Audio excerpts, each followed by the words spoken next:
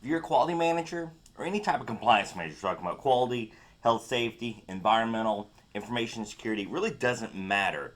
If you're somehow in charge of compliance for your organization, it's a tough job. Oftentimes, you wind up being one of the most hated people in the company, and not because anything you necessarily did, but it's your job to identify rules and problems and restrictions and requirements, and then to enforce these things. And what person wakes up in the morning and says, "Man, I hope they've got a new checklist for me to use today"? Not really. Not really many people do that. So you oftentimes have a hard time getting the buy-in of your team, folks, especially the folks on the line level. So I want to talk to you about how you can fight that and some of the great things you can do to overcome that struggle, especially if you're new to the role and not really sure how to fit in.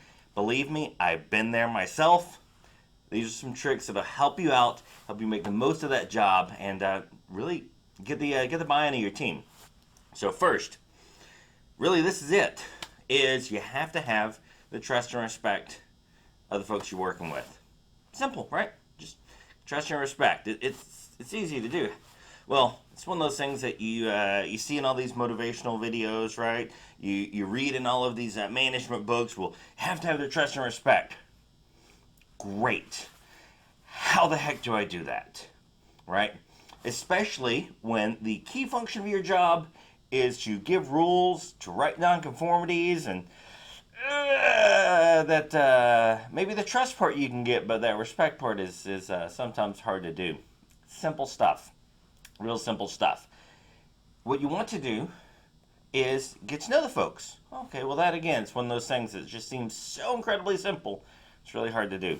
Tell you the easiest way to do it. Go sit down, get lunch with the guys every day for a week.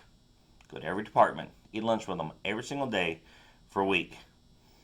I don't mean go buy your lunch and bring it in. Don't be doing anything to appear separate, bigger, better than anyone else. You bring an old brown bag with a ham sandwich and you sit down and you have lunch with the guys and you don't talk about your job. You just chime in with whatever the heck the conversation topic is of the day. I know this doesn't sound like anything related to ISO or OSHA over here, but let me tell you, it's going to do a world of good. And so by Thursday or Friday, guys will start paying a little bit of attention to you. You kind of start fitting in. And the goal isn't just to fit in, but the goal is to know these folks on a level that they know that you're really here to help them out. That your job really is to continue to assist the company and to move forward. Then you make it a point that once a week, minimum every single week without fail, you are in one of those departments eating lunch with them. If they do a buffet style, especially depending on what part of the world these folks come from, that buffet may be the best lunch you ever get in your life. It's just personal experience there. But, sit down and just be one of them. The next thing you can do to try to earn that trust and respect is to do a walk along with their job, your own little personal dirty job style, right? So you micro without the production crew. You want to go out there and take a look at the work they do, and then ask if you can do it. Ask if they can teach you how they do the job. And they might think you're being kind of silly about it, but tell them, no, I'm ready, I'm willing, I'll go get the weld hood, I'll suit up for the blast cabinet, I'll do whatever I need to do. Can you teach me how to do your job? I really like to learn more about it, especially since part of my job is telling you how to do yours. Guys, I want to know a little bit more about what you do. I really, really want to appreciate it. Now, you do that once, doesn't really mean much. But if you go around the company and you do this for 4, 5, 6 different positions, let me tell you, word starts to spread. And especially when you're sitting getting lunch with them next week, trust me, some jokes will be cracked about your poor performance. Roll with it and express how difficult their job is. That you didn't realize how much they had to do.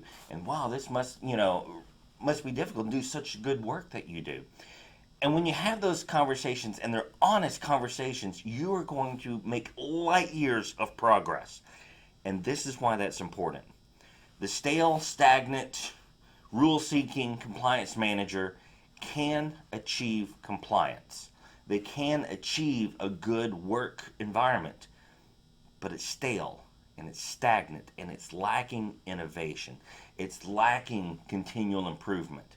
However, the manager who is very involved with these folks, I mean truly involved, truly appreciates them, knows the names of a lot of their spouses, knows the names of some of their kids. This is the guy that when a new program comes down and you have your big get together and you explain to everyone the new rules and procedures and whatnot, this is going to be the person that they'll still come up to afterwards and have some good and honest feedback for you. They'll have some real legitimate questions. And believe me, this spreads throughout the shop. People take breaks, they talk, these things go on. You're going to be able to not only engage them in achieving the compliance to the rules, but you're going to get them to find new ways to innovate. Small ways. You're going to get them to identify new problems that arise and ways to overcome those. Maybe in a formal process, maybe just through part of their job because they feel empowered to seek for improvement because they know you'll have your back when it's all done. So, if you want to achieve a good, compliant system, the biggest thing you can do is get the trust and respect your people. Two best ways to earn that trust and respect are just go get lunch with them. Just sit down as one of the guys and do it regularly. The second thing is have your own, micro dirty jobs episode without the production crew. Go in there, learn the job, get dirty, get messy. Might even have to make a fool of yourself if you don't know what you're doing. Done that before. But it's going to do a lot to continue to build that relationship you have with your team.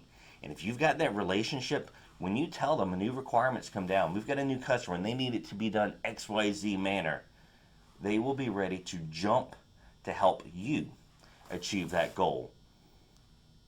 You can't ask for more as a quality, health and safety, or environmental manager than having your team ready to jump to achieve that compliance and to do their part to provide quality work, a safe environment, and a safe workplace.